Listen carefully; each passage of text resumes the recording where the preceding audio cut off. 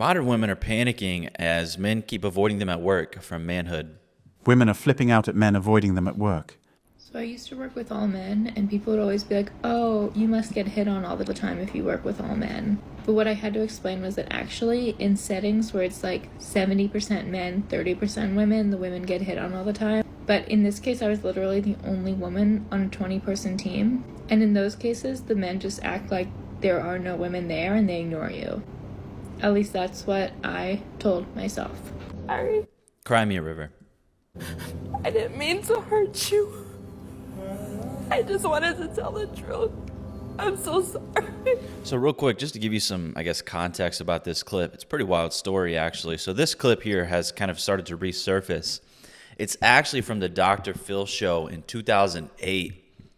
And I guess Dr. Phil republished this to his YouTube channel recently.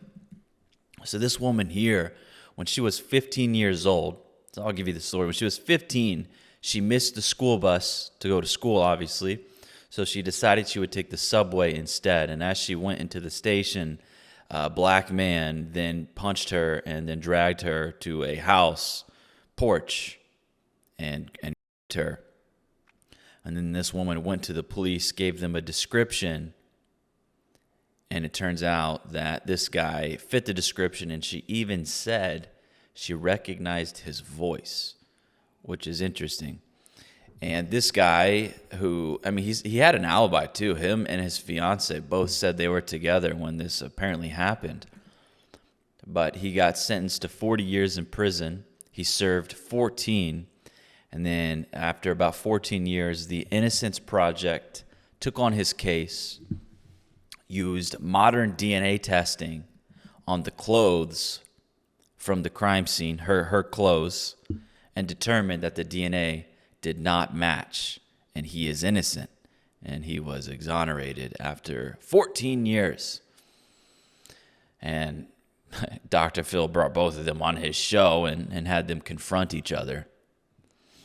And, you know, of course, this woman starts crying, and, right, of course.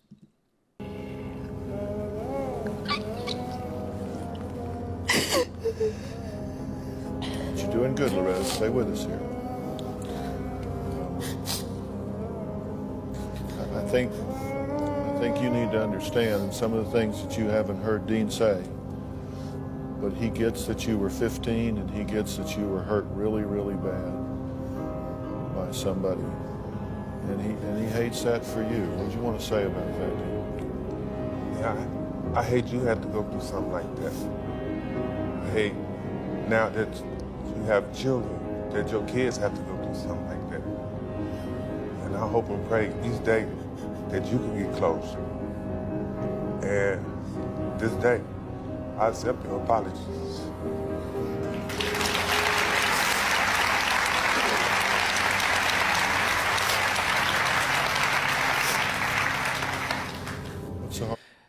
And that's an incredibly mature man right there to be able to do something like that. I mean, you got to think about what he went through, 14 years in prison, knowing that he was innocent, the type of emotional roller coaster that'll put you on, the type of emotional control you'll have to develop. I mean, that type of experience will, I mean, you have no choice but to become completely emotionally controlled, I guess, is what I'm trying to say. An experience like that will mature a person, will mature a man, no doubt about it. And you can see it. This guy's like, I understand, you know. Thing about this right now, Loretta. Being here next to him. What makes that hard? Because I feel ashamed. I feel like I did something wrong. Have you accepted in your mind, I know y'all talked about this before and after we talked yesterday, you've accepted in your mind that this is not the person that did this to you? After talking to you and my husband, yes.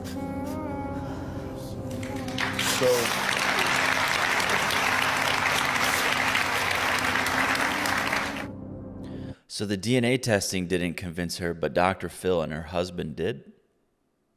What? Men are just better off avoiding women in the workplace in today's society. If you can't, then limit any interaction with them. Better to be called sexist than rapist. Interaction limited to only professional discussion about work and nothing else is a surefire way of avoiding that you say something that can be taken out of context and land you jobless. Any meetings where there is one man and a woman should be recorded with both audio and visual. If that's not possible, then a third person should be present. Never be alone with a woman in the office. If you find that you are, then you make the effort and move somewhere else if you can. I don't know if you guys have heard of the longhouse metaphor, but it's basically about how in a lot of workplaces and different areas, we are, because so many women are involved, there is an over-feminization. It's like an overcorrection, and everything becomes like quite tyrannical and politically correct. You got to be careful what you say, and this is what we're seeing in a lot of workplaces. The more women come in, the more tyrannical and actually the more strict and constricted things become. The more you have to walk on eggshells, the more speech gets restricted. And it seems like as spaces are more male dominated, there's actually more room. There's more freedom. There's a lot more like independent mindset, sort of like we don't need an overbearing like force to keep things in check.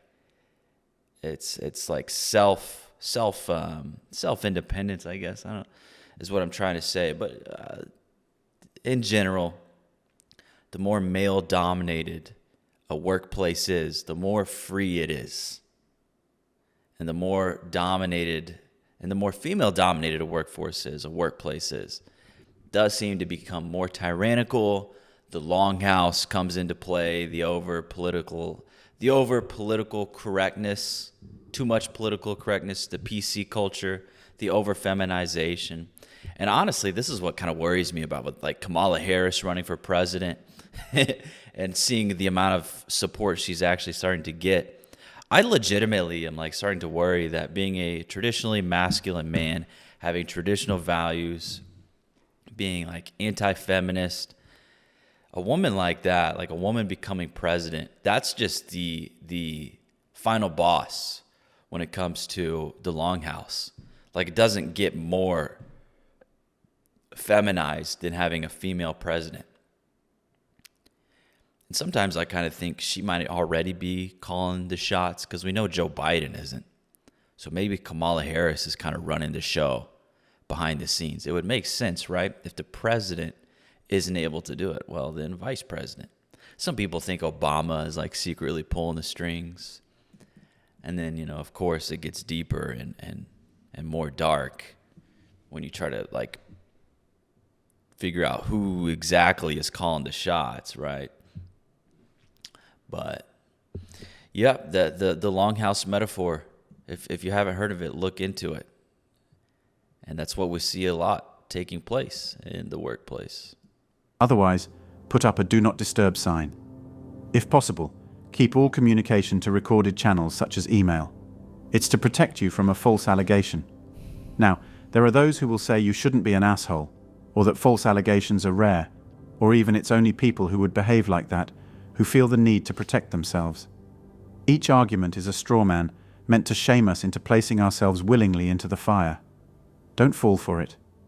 Think of the two guys at a conference who made a joke that had nothing to do with women and nothing to do with the woman who actually made the complaint, and they both lost their jobs. What about the men who lost their jobs because of false allegations, as well as their homes and families? Is it okay to sacrifice innocent men? It's right that men do what they can to protect themselves. Personally, I refuse to mentor women, refuse to work with them. I won't be alone in a room with a woman. Not because I would do something, but because I have no idea what she might do or say I did later. If a woman asks for help and there's nobody else around, I'll refuse. Besides, she's strong and independent anyway. I'll refuse because it forces me to be alone with her. Again, I know what I'll do, but not what she'll do. If there's a dinner or business meeting and it's myself and a woman, I'll make sure that the company stumps up for another person to be there.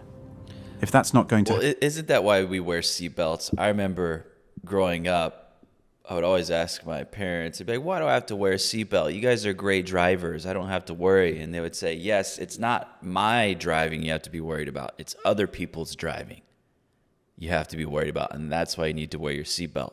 And it's kind of the same thing here. He's saying it's not what I'm going to do that I'm worried about. Obviously, I'm not going to do anything inappropriate. It's about what they might say I did.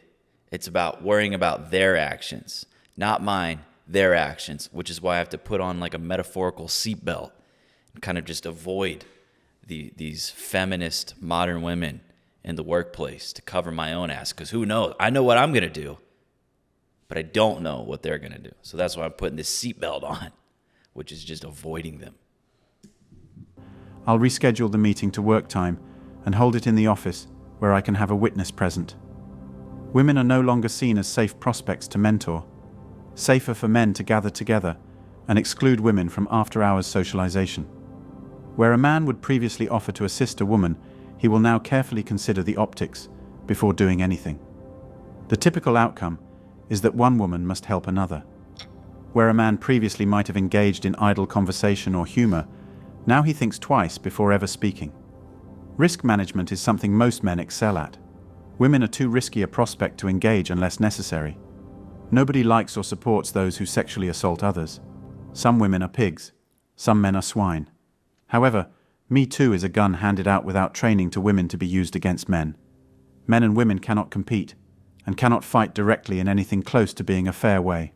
Well, I mean, false allegations have been around since the beginning of time. There's even stories of it in the Bible. Will always lose in the conflict. Why? Because the playing field favors women. If a man yells at a woman for doing something wrong, she tends to become emotional and starts crying. She then feels she is being harassed, not reprimanded. Any explanation is called mansplaining, not instruction, as a man would see it. So if the man wins and the woman cries, then the man is seen as a bully. If the man does nothing, he is seen as a wimp, without strength of character. Add in MeToo, where accusations are virtually all taken at face value. Men don't fight this way. They deal with conflict directly. This means MeToo is a backdoor way to destroy the man. It is a loaded weapon. If a woman... Yeah, and that subscription thing keeps popping up. So do me a favor and subscribe to the channel. Thank you. ...hates the man, wants a job promotion, wants attention, wants a pass from the scorn cheating would cause, wants to blackmail, or wants alimony, child support, or sympathy, all she has to do is claim sexual assault. No recourse can be made by the man against his accuser. Can be years later too. Anytime a woman wants to destroy a man. In this environment, would any thinking man want to give a woman a weapon? Are you kidding? As the low-hanging fruit are plucked, movie stars, politicians, rich men, who do you think their next target will be? Let me give you a hint. Former allies who feel women just cannot act in this way. Maybe not now, but if the economy sours, you bet they will. I don't think there is any behavior that is worse than false accusations. It is even written in the 10 Commandments. Segregated workforce and body cams are in order. It is not men that change their behavior, but women. I truly don't understand the appeal of radical feminism. Don't women see any of the trajectories here? Do they really think falsely accusing men will make men more helpful and loving? No, it causes resentment, anger, suspicion, and fear. These are... Yeah, and I mean, if you bring this up and you talk about it, then all of a sudden you're contributing to the gender war. But again, the many decades, the several decades of the anti-male feminist garbage, there was never any talks of a gender war. And there was really never any talks of how bad that messaging is. But then now the men are pushing back on this stuff. And it's gotten to the point to where, like, enough is enough, right? Enough is enough. It's time we actually start pushing back on this. Now there's a gender war, and it's just, I always find that kind of ironic. Qualities that you want to instill in 50% of the population. And fear leads to hate, because we hate what we fear. Unless women always tell the truth, which is ridiculous, especially when it comes to sexual assault, then maybe men will stop avoiding them at work. And it's Most of the claims filed with the feminist stuff, it being around for so long, there was never any sort of talk about a war on a specific gender. But now that men are pushing back, now there's a gender war. But before that, there was never a war on a gender. You see what I'm saying? There's only a negative connotation to it now that men are pushing back against that stuff. lies, and most of the real ones aren't reported. Feminists and stupid men only admit the latter. So the idea of just believe her means female superiority, apartheid, and the end of due process for men, and it only gets worse from there. Any man with a clue right now is supposed to be weary around women, working with women, hiring women, and being alone with women. And then they'll blame men for what the feminists have done. Feminism made women into weak victims who think they're empowered, made the men effeminate or ostracized, and also made men dumb or paranoid. And the paranoia is beyond justified. I get emails from men that say they were harassed by women. I'm also a victim. Men just don't go crying to the teacher every time someone looks at them crooked. Women aren't empowered. They are weak, delusional, subsidized, entitled, and selfish, thanks to feminism. That's all for today on Manhood. Don't forget to smash the like and subscribe buttons, and also click on the notification bell to be the first to know when I drop a new video. All right. Yep, that's where I'm going to end the video as well. Good video from Manhood. Go check them out.